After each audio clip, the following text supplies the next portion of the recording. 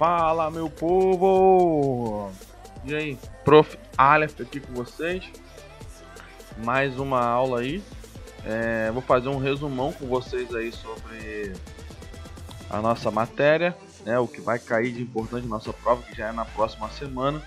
Então eu conto com a participação de todos vocês, que vai ficar top demais. Valeu? Tamo junto, vamos que vamos. Bora lá!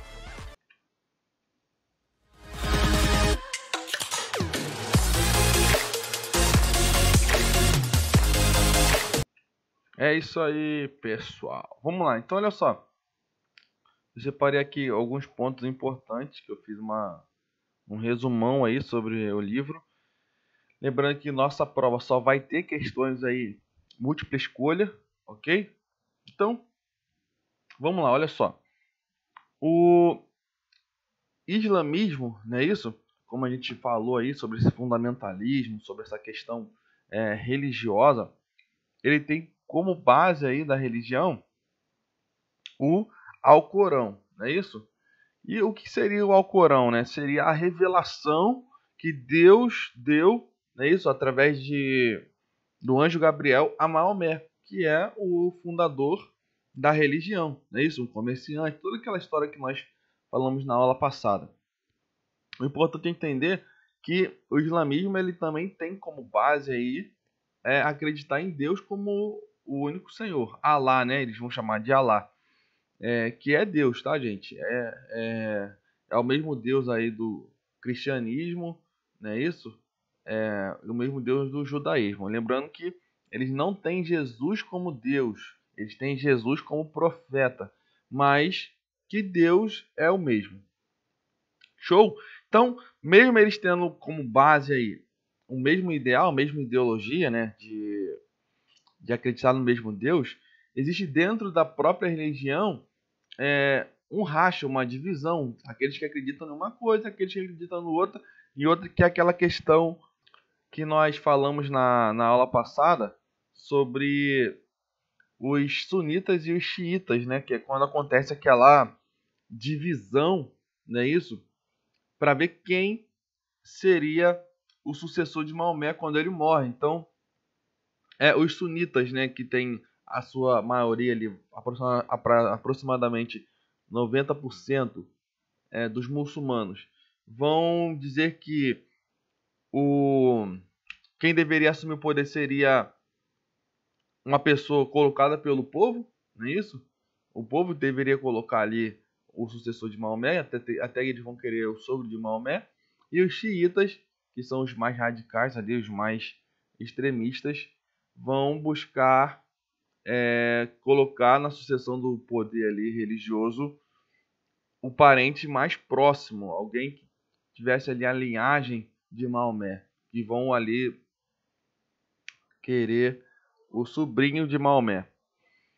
Então vamos lá, religião do islamismo fundada por Maomé, né? Uma grande importância aí dos árabes, né? Tem por fundamento aí o monoteísmo, acreditar em somente um Deus. Como eu falei, influência do cristianismo e judaísmo observada por Maomé. Uma coisa importante é que esse fundamentalismo aí religioso, né, do Islã acaba gerando os grupos extremistas, aquela galera que não tolera quem pensa contrário deles. Lembrando que alguns fatores que nós colocamos até na questão do livro aí que favoreceram isso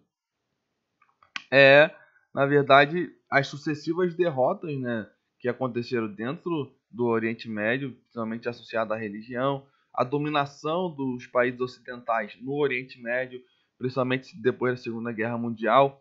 Então, eles têm por aversão a cultura ocidental, ou seja, eles não são a favor da cultura ocidental que é dominante, que quer dominar o território deles.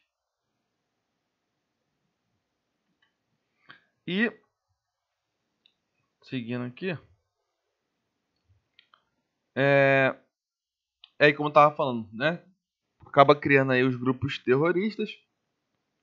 E muitos desses ideais, né, terroristas acabam influenciando demais a formação de estados, estou falando assim, governos, não é isso? Religiosos. Show? E alguns desses governos religiosos foram formados a partir de conflitos, de guerras que acontecem dentro do Oriente Médio. E aqui eu citei para vocês alguns desses, dos mais recentes aí, e um mais antigo conflito ou ataque terrorista, por exemplo. Ó, 2014, o Abu Bakr al-Baghdadi, com o objetivo de servir, né, como um modelo para os muçulmanos, né, com algumas leis rígidas calçadas na lei islâmica, né, é, para sustentar suas pretensões, o Estado Islâmico, além de ter uma estrutura bélica, né, também muito fortalecida como principal fonte de renda, eles têm ali, olha só, além de se ter a religião como um conceito assim importante na luta, né, e não naquela questão de desistir facilmente e ter aquela fé, aquela crença que eles têm, principalmente eles vão acreditar, os grupos terroristas, de que se eles morrerem pela causa, morrerem pelo que eles acreditam, eles vão para o paraíso e lá eles vão ter 7 virgens esperando eles. Então, eles têm assim como fonte de fortalecimento o armamento e é financiado pelo petróleo, galera. O petróleo do Iraque, petróleo iraquiano, né? E aí, os estados, né? O Estado Islâmico, por exemplo, começou atuando na Síria, não é isso? Ali, atuando ali como frente de ataque ao governo do Bashar al-Assad, como eu já falei com vocês na Primavera Árabe, e depois expandiu seu domínio por Iraque. Só que no início, né, o Estado Islâmico ele era vinculado aí a Al-Qaeda. Outro, ó, em 2015, só para você ter uma ideia, ó, a imposição da religião ela é um dos exemplos mais marcantes aí do fundamentalismo radical, que foi o que aconteceu em 2015 na Nigéria, por exemplo, quando isso aí passou na televisão, não é isso? Vários meios de comunicação, como quando o grupo de terroristas do Boko Haram sequestrou aí centenas de adolescentes cristãs na Nigéria, beleza? É outra questão aí do, do fundamentalismo radical aí. E em 2011 a gente tem os ataques terroristas nos Estados Unidos, que foi o 11 de setembro, não é isso? 2001 ali.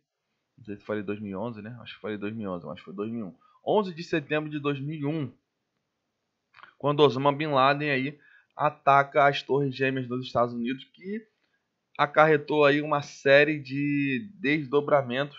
Uma delas foi a guerra contra o terror. Foi uma união dos países ocidentais na luta contra o terrorismo. Até porque se o terrorismo tem os países ocidentais como os principais rivais, os países ocidentais precisam se unir contra a ameaça terrorista. Um fator desses importante é que foi a guerra preventiva. Os Estados Unidos se autodeclara a permissão de atacar qualquer país que fosse uma ameaça terrorista. Beleza? E isso vai acarretar uma mudança significativa no modo de vida da população, porque os Estados Unidos começam então a interceptar ligações, a rastrear, a tirar mesmo a liberdade, a intimidade da pessoa. Eles não precisavam de autorização prévia do tribunal para interceptar uma ligação sua, por exemplo. Se ele achasse que você estava envolvido com alguma coisa, então ele fazia essa interceptação e ficava te monitorando, vigiando. Ficava não, ainda fica, né? Essa guerra contra o terror, ela existe. Um fator desse importante é que os avanços, né, tecnológicos, toda essa interceptação, toda essa coisa, não foi suficiente para diminuir ou impedir que várias inúmeras pessoas fossem vítimas desses ataques e desse confronto dos Estados Unidos, por exemplo, no Oriente Médio, como a gente vê no Afeganistão, quando ele diz que o Afeganistão, por exemplo, tinha armas nucleares, quando na verdade os Estados Unidos só estava interessado no petróleo e não encontraram nada lá, né? Não encontraram nenhuma arma de destruição em massa. E aí a gente tem o sionismo, outro fator importante, que é o retorno dos judeus, por exemplo, para a Terra Prometida. E a Terra Prometida seria a Terra Santa, a Terra Sagrada, que seria Jerusalém. Beleza? Seria esse movimento de reocupação de Jerusalém, quando aqui eu cito aqui, quando houve a dispersão dos judeus da Terra Prometida no período do Império Romano. Então essa reocupação seria chamada de sionismo. Esse sionismo e essa formação do Estado de Israel, né, que fez 60 anos agora, pouco tempo depois da Segunda Guerra Mundial, que gerou essa discórdia entre os israelenses e os palestinos na famosa faixa de Gaza. Então, os árabes, né, os palestinos, rejeitaram a partilha da Palestina feita pela ONU. A ONU vai dizer o seguinte: Jerusalém ficaria sendo uma cidade neutra, não é isso? De cunho internacional e administrada pela própria ONU. Os palestinos rejeitam isso e atacam Israel, não é isso? Em 1948. Em 1987, a população civil da Palestina começou uma série de levantes, a intifada, contra a ocupação israelense, usando paus, pedras e outras formas de atentado. E aí a gente tem um histórico breve aqui sobre esse movimento migratório da população hebraica, né, da civilização hebraica, que a gente tem o êxodo, a saída dos judeus do Egito, não é isso?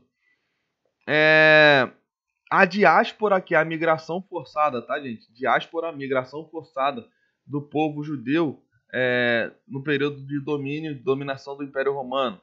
O cisma, que foi a divisão das tribos